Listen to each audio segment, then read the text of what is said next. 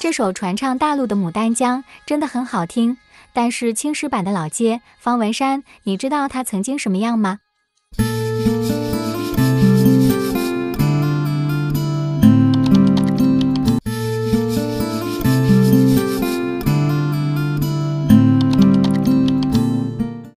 讨厌西洋红砖建筑，酷爱传统的芥川，到了豫园这座唯一的古建筑，本应欢喜，但他的描述是狭窄拥挤，破败不堪。来到豫园的茶楼，喝茶吃小笼包，他猛一回头，见到一个人朝着湖面尿尿。池中水面浮着绿色垢疹，池的周围叠起奇怪的栏杆，长辫子的中国人悠然在池中小便。芥川万万没想到，在豫园为了一块中国布讨价还价的他，最后也是穿着这块布做的浴衣，服下了安眠药。其实，豫园曾是上海青蓝布业公所。在我们3个节目中都曾介绍，上海布匹从明朝开始就行销天下。开埠前，闽粤商人开着几百艘商船来采购布匹，连外国商人也在乎收购棉布，运往国外。现在的湖心亭仍是中外游客的必到之处，干净又卫生的感觉。而根据多位到访的文人墨客记载，这里曾经泛着阵阵尿味。我好奇，布业公所在这样的环境下是怎么招待客人边品茗边谈生意的呢？下车后进入一条极窄的小路，与其说路，不如说是房与房的空隙。往前走进弄堂，遍地都是古董店，穿过古董店，来到一座大庙前。据说这就是当时经常出现在外国明信片上的城隍庙了。离芥川访问已经过去了103年，城隍庙的香火依然很旺盛。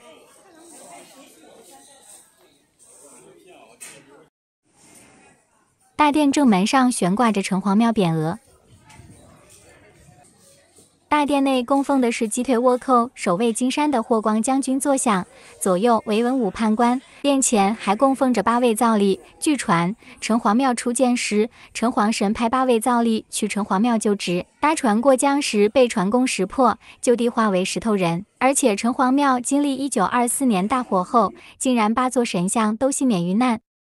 道义有道，城隍庙重建资金由黄金荣、杜月笙、张孝林共捐资7万余元，于1927年竣工完成。为永远杜绝火患，重建的大殿采用当时罕见的钢筋水泥，被誉为全世界未有之奇观。大殿后面是元辰殿，元意思就是善，元辰也是指吉利时日的意思。因为元辰殿里供奉了60位太岁神，所以又称太岁殿。60位太岁神按12生肖分左右2侧排列，方便参拜者找到对应太岁。过了太岁殿就是城隍殿，匾额是威灵显赫，2侧也是对联，祸福分明，此地难通线索，善恶立判，须知天道无私。文昌殿前排队的想必都还是莘莘学子。芥川虽然对《聊斋志异》早已熟稔，但直到来了城隍庙后，才体会到身临其境。这位红脸城隍爷是秦玉伯，出现在我们上海700年节目中。上海城隍庙是绝无仅有的一庙3城隍，待资料集齐再来详聊。城隍庙是曾经上海中心的中心，在这里曾代表着中国文化的正统、宗教、法理、人情。而来乎外国人关于老城乡的文字技术中，不洁几乎是一个必然出现的词。乞丐使河鸟与湖心亭之景一直同时出现在当时的文学作品中。更滑稽的是，湖心亭、城隍庙被反复印制在西洋明信片上，连郭沫若知道湖心亭竟然还是从日本作家的笔下得知，也难怪生活在租界的他走了几步便步入这老城乡，仿佛穿越回几个世纪前。看这泾渭分明的界限，右手是破败的老城乡，俗称城内；而河浜左边干净的道路就是租界，俗称城外。难怪郭沫若入城以后发出这样的感叹：古人宏大的基业、美好的结构，被今人沦化成为浑浊之场。这汹涌着的无限的罪恶、无限的病毒、无限的奇丑、无限的耻辱哟。而城外的租界已经平整了道路，沿江树立起整齐的牌楼，还引入了城市公共卫生概念，并不遗余力地推广卫生理念，普惠大众。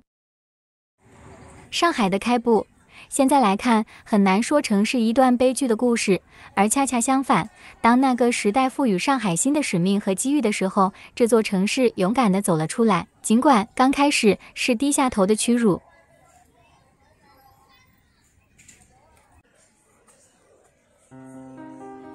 这是一条具有英伦风情的小路，比起外滩连绵雄壮的外国建筑博览群，这一边的建筑显得幽静安逸，颇像小镇。在这2栋建筑的当中，有一条更狭窄的小马路，如今已经被封，原来它叫 Balfour Road， 是以第1任驻沪英领事 George Balfour 命名，为表彰他开辟英租界，设立英领馆。这条路曾经连接许多经济单位、系学团体、文化部门和政治外交机构。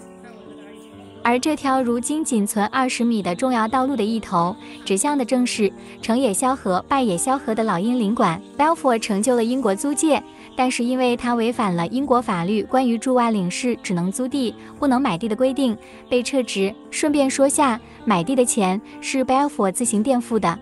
可见，法治之下，曾经的功绩并不能覆盖任何违法行为，哪怕总领事自掏腰包。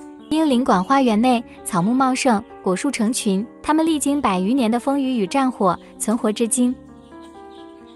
这片区域始建于1849年，是上海租界乃至上海现代城市发展的起点。至今为止，中国能称为 Metropolitan City 的，仍只有上海。眼前这座是英领馆第3代建筑，第2代建筑毁于1870年的大火，而第1代则是因为上海松垮的滩涂地质倒塌了。能有幸进入这座外滩最早的建筑，是因为这里在举行意大利100年服装展。英领馆内呈现暖色调，白色的 Ionic 柱、拼花地板、铁质旋转对称双楼梯，在经过修缮后，完好呈现了当年的盛景。茶花女这部诞生于1853年，首演于意大利威尼斯的歌剧，恰好与这座老英领馆建成时间重合。精美的同时代戏剧服饰与英领馆的空间浑然天成。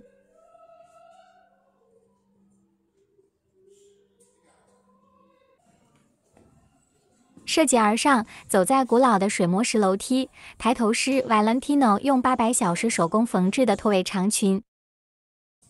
3扇硕大简洁的英式拱券窗衬托出黑色和绿松石色相间的孔雀拖尾长裙，瞬间定义了茶花女出场的那一幕。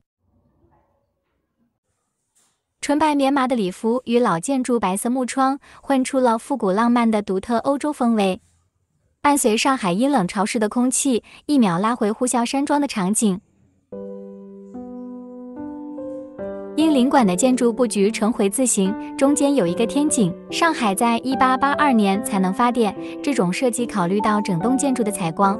现在在天井处摆放着像雕塑般庄重的维斯塔女真戏服，裙身采用丝质塔夫绸面料，通过堆叠的效果，营造出常见于古罗马建筑与雕塑艺术中的光影对比。伴随着舞者的身姿，这件衣装如丝质的甲胄般光影流变，展现了神女神圣庄严又翩然圣洁的姿态。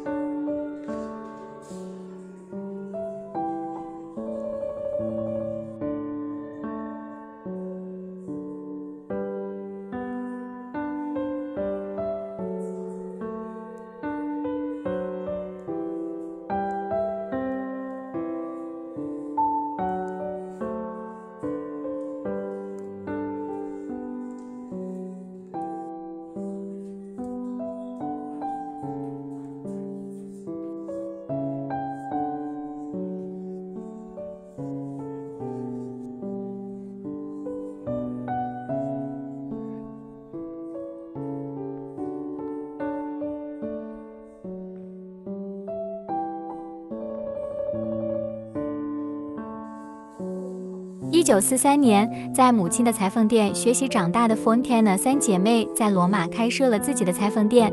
精湛的技艺让他们创造了一种将不同风格融为一体的缝纫传统，使他们成为好莱坞女神们的裁缝。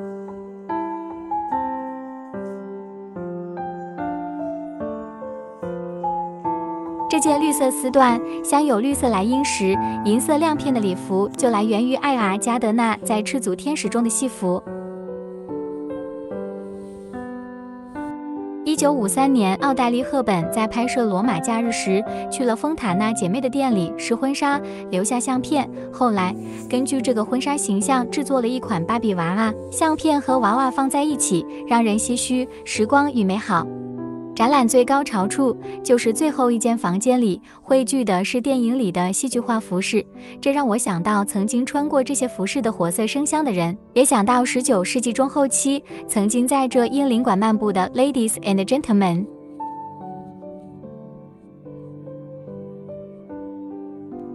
有幸看到费列尼的爱情神话中的戏服。疫情时，有一部上海电影叫《爱情神话》，唤起了久违的上海记忆。那是对多元文化的包容、接受，乃至最后成为贯穿生命的习惯的集体记忆。派米尔蝴蝶酥这种欧式点心是上海味道，咖啡店数量上海位列全球第一。费列尼是上海人的爱情导师，这习惯什么时候养成的呢？今天在这里，费列尼的爱情神话戏服展出，算是对当年贝尔佛选择城外这个鸟不拉屎的地方作为英领馆的一种呼应吧。英领馆据说有12间 function room， 而当年英租界留下的那些建筑都在英领馆馆内设计完成。我想，大部分中国人向来对行政权力机构有种莫名的敬畏感。我几次路过这里都不敢入内，直到有一天，我看这里人流进进出出，才敢心怀忐忑地走进来。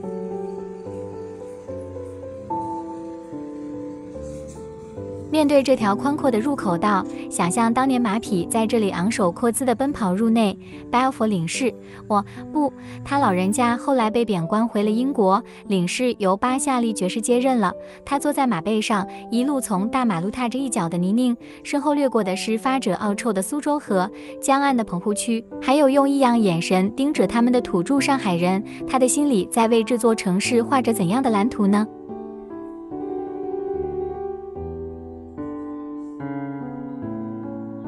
领事馆园内的广玉兰树，从上海开埠时的小树苗长成了参天大树。它见证了上海的跌宕起伏，百年风云在世界历史上不过一瞬，但上海开埠的这180年里经历的一切，直至今日还在影响着世界风云激变，而且还将一直影响下去。